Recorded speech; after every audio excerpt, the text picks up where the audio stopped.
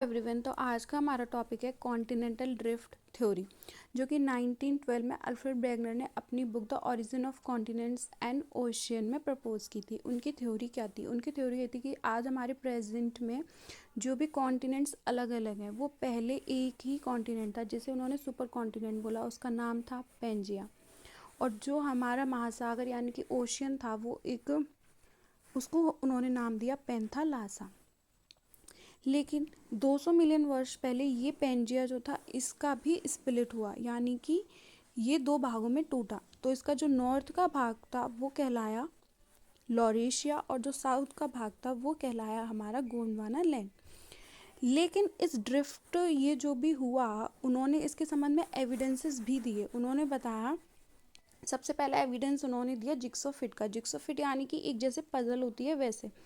तो jigsaw fit में उन्होंने जो हमारा पहला था वो था कि साउथ अफ्रीका की ये जो कोस्ट लाइन है और साउथ अमेरिका की कोस्ट लाइन है ये एक दूसरे में ऐसे फिट हो रही थी जैसे कि एक पजल हो। ये ऊपर से ऐसे नहीं दिखेगी, लेकिन जब हम 1000 मीटर की डेप्थ में जाके देखेंगे तो ये बिल्कुल ऐसी लग रही थी कि जैसे एक पजल को एक दूसरे से अलग किया गया हो। तो उन्होंने बताया कि ये एक दूसरे से अलग हुए हैं।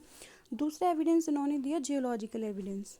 इन्होंने बताया कि ये जो नॉर्थ अमेरिका की अपलेशियन माउंटेन था, ये नॉर्थ अमेरिका हो गया, नॉर्थ अमेरिका का अपलेशियन माउंटेन था, यहाँ यूरोप की ये जो कैलेडोनियन माउंटेन का विस्तार लगता है, यानी कि इसकी संरचना और इसकी संरचना बिल्कुल सेम मिली। तो ये कैसे पॉसिबल है, जबकि इनके बीच में तो अटलांटिक महासागर है। तो इतना विशाल महासागर होने के बावजूद भी दो माउंटेन्स की संरचना एक जैसी कैसे हो सकती है? उसी तरह जो गोंडवाना लैंड जो हमें इंडिया में मिलती है उसके रॉक्स न केवल इंडिया में बल्कि अफ्रीका, ऑस्ट्रेलिया और अंटार्कटिका में भी मिले। ये कैसे पॉसिबल था? तो उन्होंने बताया कि समय के साथ ड्रिफ्ट हुआ। इन्होंने और भी एविडेंसेस दिए। तीसरा एविडेंस था पेलियोंटोलॉजिकल एविडेंस, यानी कि जीवाश्म। तो मेसोसोरस होता है एक रेंगने वाला जीव जो कि फ्रेश वाटर में रहता है। तो अब ये हमें मिला ब्राज़ील में और साउथ अफ्रीका में। तो देखिए, ये नॉर्थ अमेरिका में यहाँ पे ब्राज़ील और यहाँ पे साउथ अफ्रीका।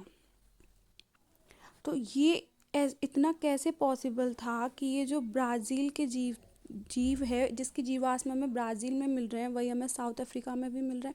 क्योंकि अगर कोई जीव फ्रेश वाटर का है तो वो इतनी लंबी दूरी तो तय नहीं कर सकता, क्योंकि बीच में तो अटलांटिक महासागर है। अगर बीच में अटलांटिक महासागर है तो फिर इसके जीवाश्म इन दोनों कॉन्टिनेंट्स पर कैसे मिल रहे हैं? एक और इन्होंने बताया ग्लोसोप्टेरिस, जो कि एक सीड फर्न होता है। अब एक सीड फर्न है तो इसके जो हमें जीवाश्म मिले वो इंडिया, ऑस्ट्रेलिया, अंटार्कटिका और अफ्रीका में मिले। तो ये भी कैसे पॉसिबल है? यानी कि ड्रिफ्ट हुआ है, इसीलिए ये पॉसिबल है। इन्होंने एक और एविडेंस दिया, क्लाइमेटिक एविडेंस। क्लाइमेटिक एविडेंस में इन्होंने सबसे पहले बताया टिलाइट डिपॉजिट। टिलाइट डिपॉजिट होते हैं कि जब बर्फ़ के निक्षेप हो जाते हैं उनको हम टिलाइट डिपॉजिट बोलते हैं। तो ये इंडिया जैसे ट्रॉपिकल रीजन में कहाँ से आया? क्योंकि इंडिया के ट्रॉपिकल रीजन में ये पॉसिबल नहीं है। और फिर एक दूसरा दिया उन्होंने कोल डिपॉजिट इन अंटार्कटिका। अब कोल हमें कहाँ पे मिलता है?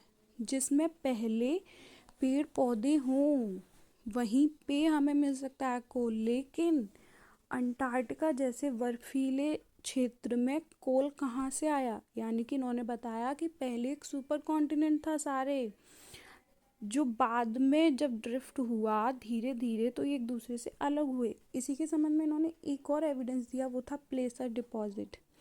प्लेसर डिपॉजिट में ये था कि घाना के जो गोल्ड डिपॉजिट हैं वो ब्राज़ील की रॉक से हमें मिलते हैं। यानी कि हमें यहाँ पे अफ्रीका में घाना रीजन में जो भी गोल्ड के डिपॉजिट हमें मिले उसका सोर्स हमें मिलता है या साउथ अमेरिका की ब्राज़ील में।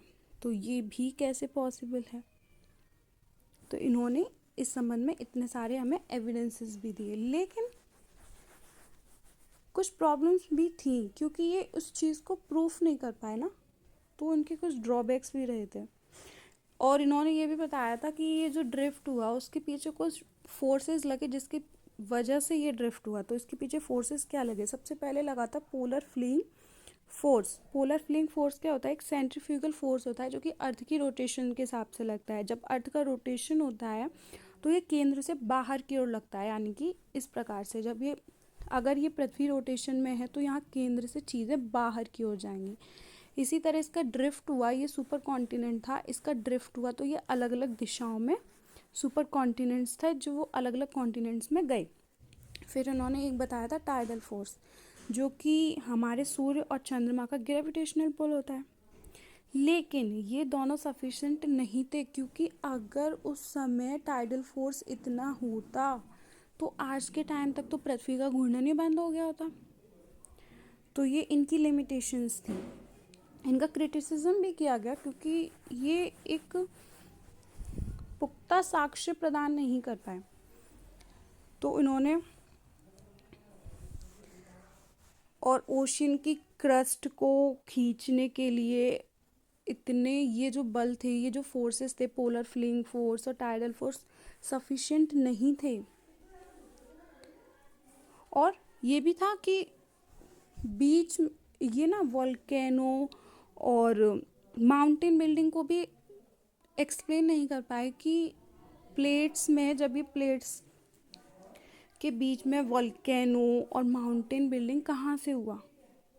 लेकिन फिर भी हाँ, उन्होंने ये प्रदान नहीं कर पाया कि उन्होंने एविडेंसेस इतने नहीं दे पाए कि उनकी थ्योरी बहुत वज़नदार लगे। लेकिन इस थ्योरी का, फिर हम आज इस थ्योरी को क्यों पढ़ते हैं, उसकी भी इम्पोर्टेंस है, क्योंकि उन्होंने आगे चल के ये जो हमारी प्लेट टेक्टोनिक थ्योरी आई उसकी एक नींव तैयार की। उन्होंने एटलीस्ट एक कॉन्सेप्ट इंट्रोड्यूस किया कि ड्रिफ्ट तो हुआ, हालांकि वो इस संबंध में एविडेंस अच्छे प्रस्तुत नहीं कर पाए कि आखिर कैसे हुआ, लेकिन ड्रिफ्ट तो हुआ। उन्होंने fossil distribution, geological similarity, past climate जैसी चीज़ों को भी उजागर किया, लोगों के ध्यान में उस चीज़ों को लाया।